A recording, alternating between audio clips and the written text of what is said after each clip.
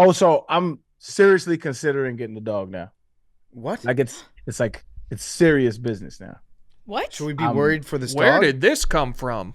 Should we be concerned? Like, is Arian getting held hostage? no, I'm good. I'm good. It's me, guys. It's me. These are my tweets.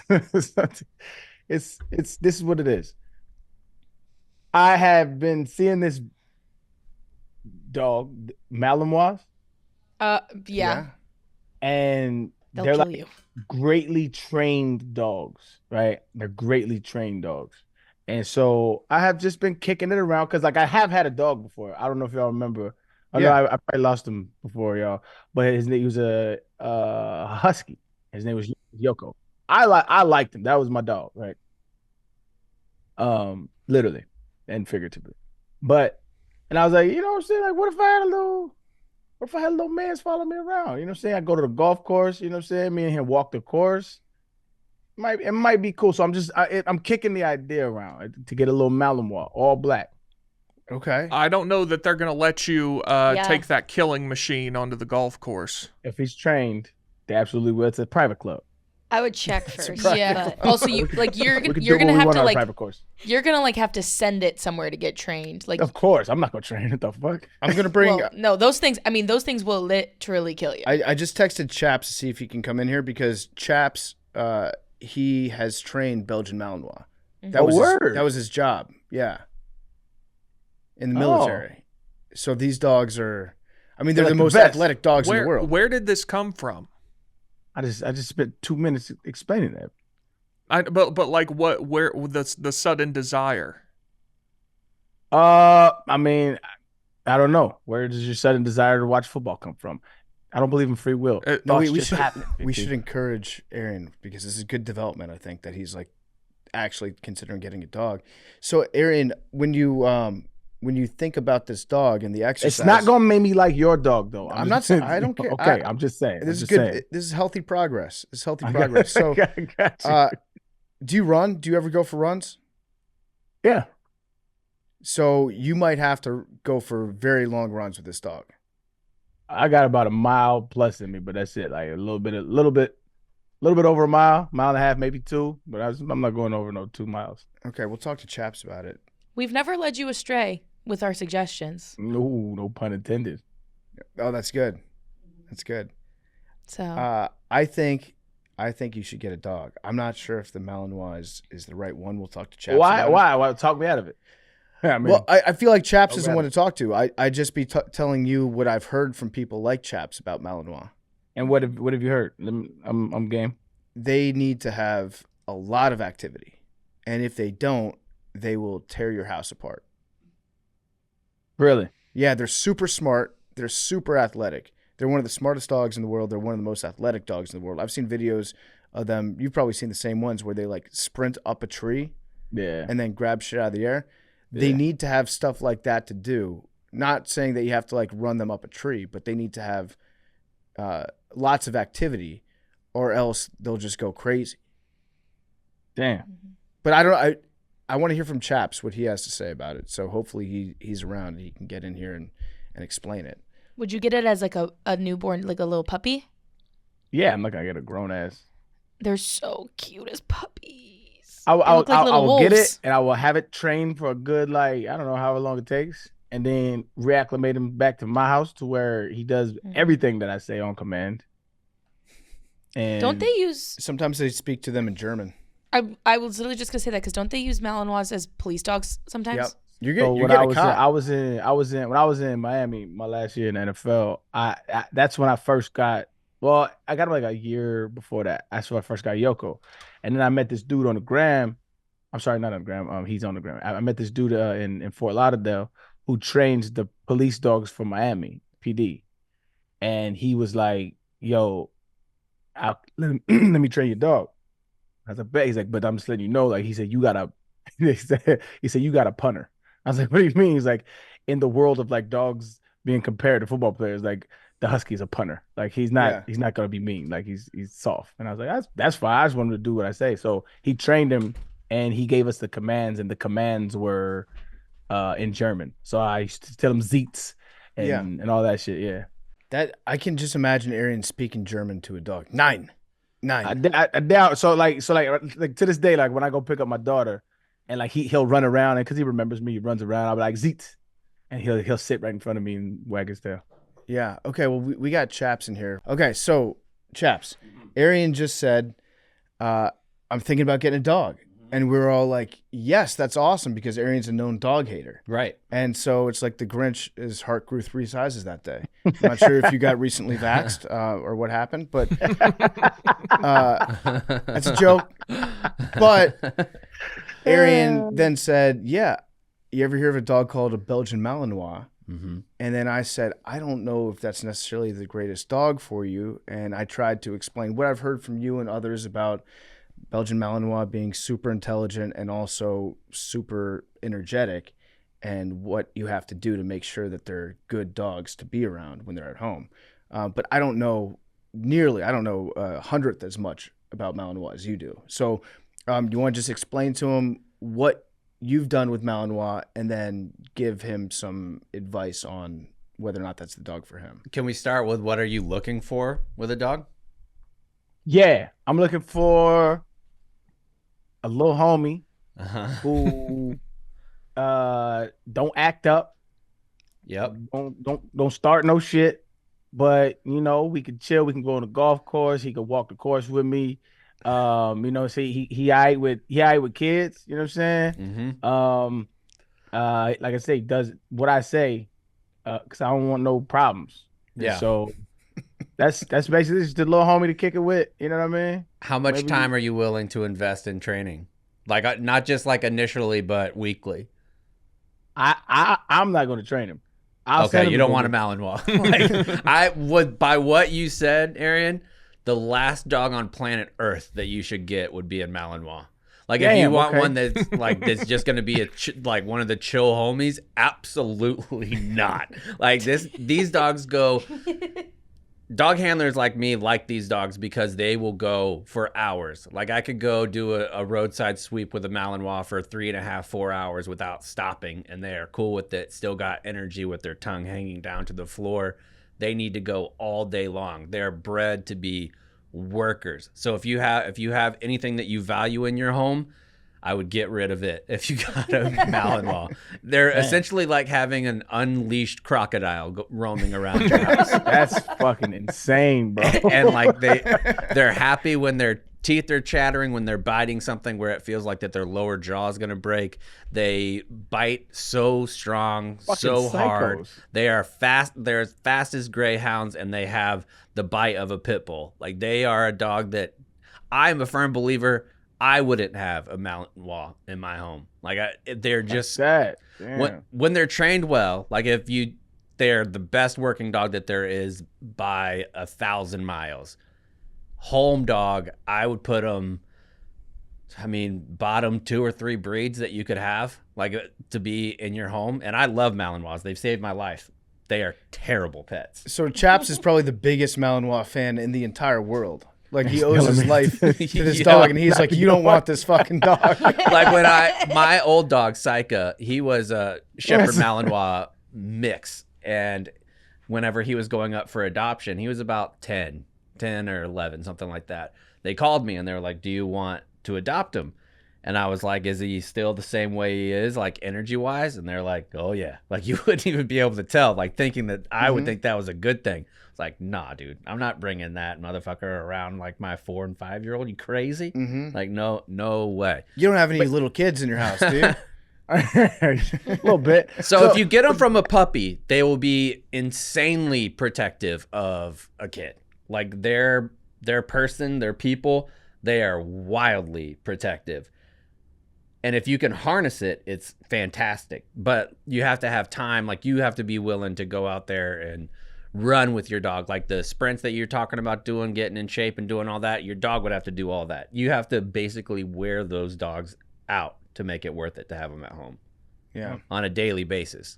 If you want something similar that has a similar look to a Malinois that's extremely loyal, that does all those things, a Ridgeback is a great one to have because they look fierce. They have the ridge along their back. They were originally bred to be lion hunters, and they have a more docile like type of disposition when they're in the house. They're cool dogs. Oh, yeah. that's a beautiful dog right Yeah, there. Yeah, and they they look get- pretty similar. They get like a little mohawk.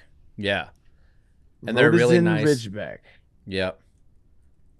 Now, I didn't bring Chaps on here to scare you out of owning a dog, but Oh well, I think you needed to be educated a little bit regarding the Belgian Malinois. 1,000% correct, and I will not be getting the Malinois now. And I offer all my friends, if you want me to check out a puppy, like if you want to send videos or whatever of a puppy, I'll test like the disposition of the dog too. Like there's some disposition tests. So if you wanted to get a dog from a shelter or go somewhere, I'll even fly down there and help you pick them out. Do like some tests to make sure that they have the type of personality that would go well with kids. Yeah, absolutely. I'm gonna if I go through it now. I'm looking at this Ridgeback. Mm-hmm. This is a gorgeous looking dog. Like Yeah, right.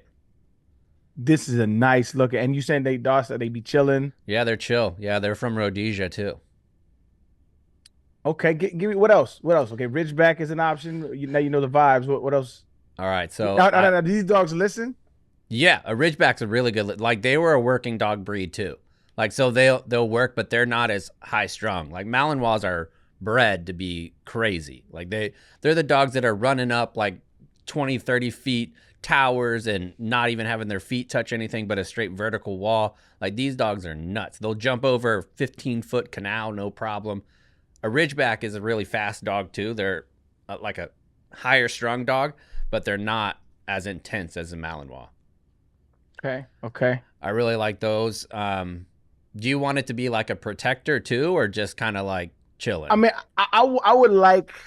I got it's Texas. You know what I'm saying? I got guns. I'm straight. Yeah. But I would like them to be protective over my babies. Okay. You know, Yeah, so I would like a if somebody Ridgeback's comes good. in, I would like a growl, and I'd be like, nah, he's cool. Don't worry about it. I would Yeah. like that. I mean, I think a Ridgeback probably where that's a good one for you. I like this. This is like The Bachelor, but for dogs. That's facts. Like you We took gotta go- the Malinois into the fantasy suite, and you're like, she broke it off. I can't. We That's went not out gonna on a work. date and found out she was fucking crazy. Yeah, If you wanted one that's in the Shepherd family but is different from a Malinois, not as high drive, a Dutch Shepherd is a great one too, and they have all kinds of different patterns as well. I've never heard of a Dutch Shepherd. Oh, those are cool. They've got like the brindle. Yeah, they're awesome. Nah, dogs. they're not as pretty. They're kind of ugly. Yeah, That's me. that was ugly. Some of our best listeners are Dutch Shepherds. It looks like a hyena. Let's see what else would be good for you. For family wise, I really like Australian Shepherds and short hair pointers too. I think short hair pointers are really attractive dogs. They've got the brown head and like the freckles and Yeah. and dots on them. Yeah. Yeah, those are this cool see dogs. this Australian Shepherd look like he gonna give it up. He gonna. Australian Shepherd. They're super smart. They're the smartest dog that there is. You can run He into looks some solid. anxiety issues with an Australian Shepherd, where if they don't get enough exercise or don't have something that's like mentally stimulating, they will start to like lick their paws till they turn raw. They'll start to just go kind of crazy and get a little bit destructive sometimes. I don't need any of that. I don't need somebody with personality problems. I need somebody who's got their shit together and wants to join the squad and play their role. You know, I need a role player. I don't need to start a show. I need to be fucking teaching my dog math. Yeah, Ridgeback. They're beautiful dogs. Yeah, you always get somebody commenting on your dog if you have a Ridgeback. Yeah, This looks like what I'm looking for. Now, how do they do in the weather and like hot climates? Because it's They're hot fr- over here. They're from the desert. I mean, That's facts. Okay, cool. yeah. So they have very hot climate is where they were bred, but they also have the ability to acclimate really well. So if you did move, they'd be fine. But those dogs have a tendency to be great in heat. Where you're at, I think it would be awesome for a Ridgeback. Would be perfect. You might be talking me into it, chaps. Okay, give me some cons. There's a lot of pros. This dog is beautiful, nice brown coat, fits right in. You know, There's not. I mean, I don't understand why it's not a more popular breed. To me, there's not a whole lot of real downside. They can be lazy when you want to be. They're great, like family movie night. You're hanging out on the couch or laying on the floor. My dog Gus is half Ridgeback. He's a Ridgeback Mastiff mix, and the best dog of all time, like just the greatest. I don't know of any really downsides to him. I have no. Maybe I'm thinking about Borbal, which is the South African Mastiff, right? Yeah. Mm-hmm. I was just thinking like something that I might give Arian shit about if he owned a Ridgeback. Weren't they colonialist dogs? Like they were Rhodesia, imported yeah, to yeah. Africa by the Dutch Mm-hmm. to help the Dutch settlers subjugate the local But they population. denounce all Hey, that. bro. They are announced it. The you- dogs. Don't blame the dogs. Yeah, they Are officially you denounced. for me getting a dog, or are you not for me getting a No, dog? I was thinking about Borbals. I was thinking about I've like Borbals. 2 dogs so far, and both of them you brought in Chaps talking me out of Malinois. Now you tell me this nigga is a colonist. Is a colonizer. That's crazy. I don't think you want me to have a dog, PFT. I'm busting your balls about the colonist part. That's a joke. The Ridgeback, I've known several. They're beautiful dogs. They're good dogs. And I How love big are they? How big are these dogs? They probably anywhere from 60 to 85, 90 pounds average. Okay, so good size. Yeah, big Yeah. dog. Size. Yeah, big dog. About the same. So Malinois, they're also small. Like a Mhm. lot of people would think that they're bigger. The average is about 55 pounds. Like, and they are lightning. They're just thin, built to jump, built like just a mouthful of teeth ready to go. Built to kill. Essentially. Yeah. Now you said something that got my antennas up. That got me like, what the fuck? You said this Rhodesian Ridgeback was bred to be a lion hunter. Yep. What does that mean in So- non-dog people terms? No, I mean they were bred to run in packs. And have you ever seen those videos? I think it happens in like Montana and Idaho, where they'll take like a bunch of beagles and they'll train a beagle to find a bobcat. And because there's so many that they'll surround them, and the bobcat gets kind of overwhelmed a little bit. They would use Rhodesian Ridgebacks in the same way, where they would have like a pack of them that worked together, and they would corral lions so then they could be killed. Wow. But they weren't scared of like going up against lions. They're pretty fearless. So if you have somebody that's trying to back into your kids or coming in and they're like intimidating, a Ridgeback is not going to care. All right, man. I'm getting closer to kidnapping a dog. Yep. I like this. It makes me happy to see Arian, And you could send questions that you have like with your dog. I always tell people if they want to video what their dog is doing that they don't like, and I could give you some tips on how to fix it. All right, so how about this? So when I go get him trained, like he'll still listen to me even though he's trained by somebody else. Yeah. So if there's a trainer that says I'll take them and I'll do everything, and then you just don't go with that trainer. You want to be the dad of the dog, essentially. You want to be the alpha of the relationship, and having somebody else train your dog is essentially like you sitting in the corner and watching of your other spouse, like you're getting dog cucked. Yeah, you're getting basically. So you have to be the one that gives the corrections and all those things. So I would go to a trainer that is going to take the leash from time to time, but primarily give you the tools on how to train the dog, because that's how you're going to have to do like the sustainment training of it. Got you. Okay. And that's All with right. any dog. Yeah. Yeah.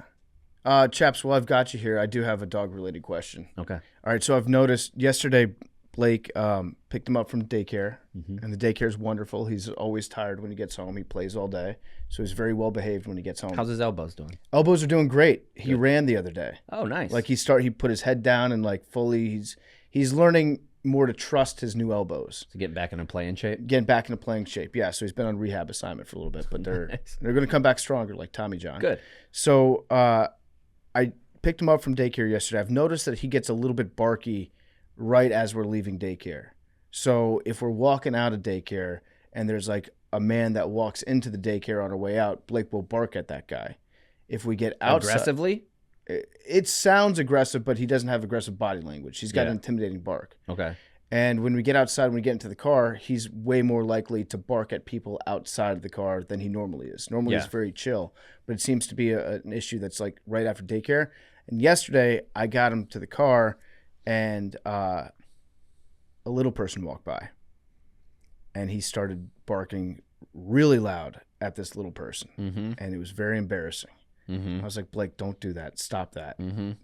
Now, I thought maybe it was he'd never seen a little person before, and that played into it. But it was an embarrassing situation where I'm like, he's normally not like this. I'm a little person, kind of. I didn't actually say that, but what is it? What is it about that like moment where he's leaving daycare where he's? I think he's just overstimulated. Like Yeah. I think he probably likes being at daycare and being around all the other dogs, playing that much, and he knows that it's about to end. So I think he's it's an overstimulation thing. Okay. And I've also noticed that when he's outside, he's got a little perch that he sits on that overlooks the neighborhood. He's gotten more barky out there too, where like anybody that comes by, and he's the nicest dog around all people and around other dogs when they're hanging out together. But when there's this fence in between him and the other dog that's in the neighborhood, he will just bark his ass off. And he'll bark his ass off at anything that comes by. But then I go out there and I stand next to him. I'm like, calm, Blake, calm. And I'll like get in between him and the person that he's barking at sometimes. I'll be like, calm. And then he kind of settles in and he becomes more friendly sounding. But it's only when there's that like fence separating him. What's that about? Typically reaction. So like as soon as he does that, there's absolutely going to be a reaction from the other person. So that reinforces that behavior. Or from me sometimes when I see him out there. Yeah, Then I'll show up and I'll be like, hey. Yeah. So the basic thing that you want to do is remove him from that situation. Like for me, if I don't want my dog to be aggressive, like Gus, I didn't want Gus to do anything remotely aggressive at all. So I don't let him bark at people, like no matter what. Like he's not allowed to bark at anybody. So then that's his natural like kind of personality now. Like he's not going to do it. The more that you allow them to get kind of in that state of mind where they're going to go. And oddly enough, one of the ways that we increase aggression in a dog is to put a fence behind, like a person behind a fence. And like, we obviously like verbally ramp them up. Like, what are they doing? What do you got here? What? Like to kind of put them on alert because they can't get there. It's almost like there's a phrase, a personality trait called opposition reflex that dogs have. So it typically implies a physical correction or a physical imposition where like on a microphone, if I'm pulling it back, if I'm pulling a leash back, the dog's natural tendency is to go forward when I'm pulling back. And I'm sure you've seen that on like if your dog is walking fast ahead of you and you pull back, they're going to even go further. It's called opposition reflex. You're creating that opposition reflex by having a barrier that they can't get through. Okay. So because that barrier is there, they can't get through it. It makes them want to go through that barrier more.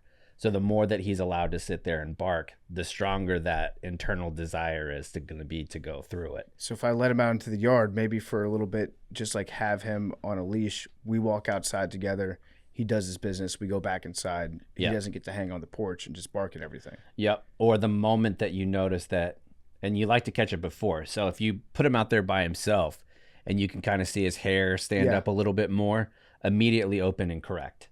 Like, so if he knows that he's not allowed to do that. And eventually, if you do that enough times, he'll put it together like a Pavlovian principle. Yeah. Like he'll put it together. My behavior doing this equals a correction from dad. Okay. I think humans have opposition reflex too, where like that you're describing the internet. Where like we have a fence up between all of us, so we just yell at each other online all day. Yeah. And then if you were to sit down and have a conversation with a person you're in an argument with, you'd probably be like, oh, that person's kind of cool. We got along well. Yep. Interesting, because there's no danger of repercussion. Right. You can say anything on the internet. You can say, I'm going to eat dog shit on the internet. Yeah. And then worst case scenario, you just deactivate for a while. Yeah. Jack Matt comes at you and then you're done. Yeah. Oh, I should ask you about that. Have you ever eaten dog poop? No, but I've seen many people do it. How bad do you think it is? I think it's pretty bad. Yeah. Very unhealthy? One of my favorite dog poop pranks ever. We would have like competition of who could find the littlest amount of explosive or the littlest amount of the drugs, like to see whose dog is the best.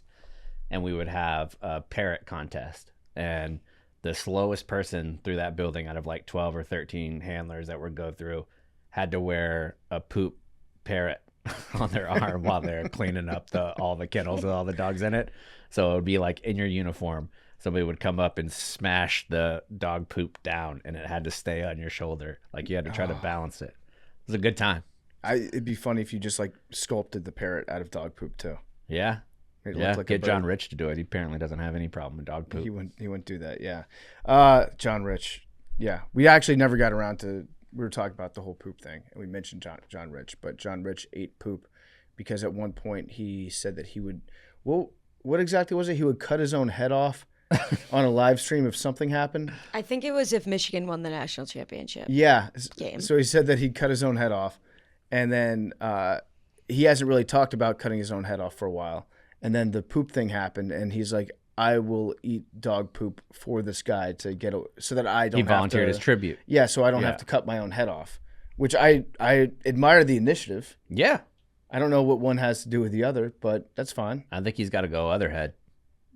Get circumcised. Yeah. Recircumcised Double again. double circumcised. Yeah. Yeah. All right. Well, thank you very much, Chaps. Yeah. Arian, do you have any more questions regarding Rhodesian Ridgebacks or other dogs? No, I'm definitely gonna hit you though in the next month or so if I pull this trigger. Okay. Biggest thing to look for when you are looking for a dog, ears. Like if you touch their ears, pull on their ears a little bit, what is their reaction? If it's like a really extreme reaction, might not be for you right away. Like for a family dog. You want a dog that naturally doesn't really care if you mess with ears because kids are going to do that.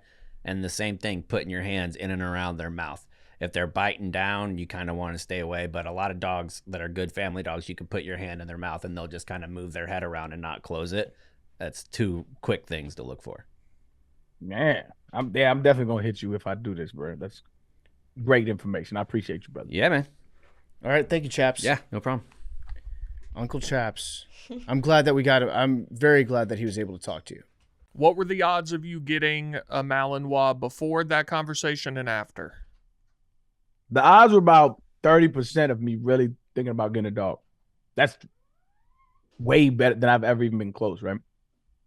And then after that, there's 0% chance of getting that dog now. There's no shot of getting that fucking psycho. But still a decent chance of you getting a dog. Yeah, I think that actually climbed.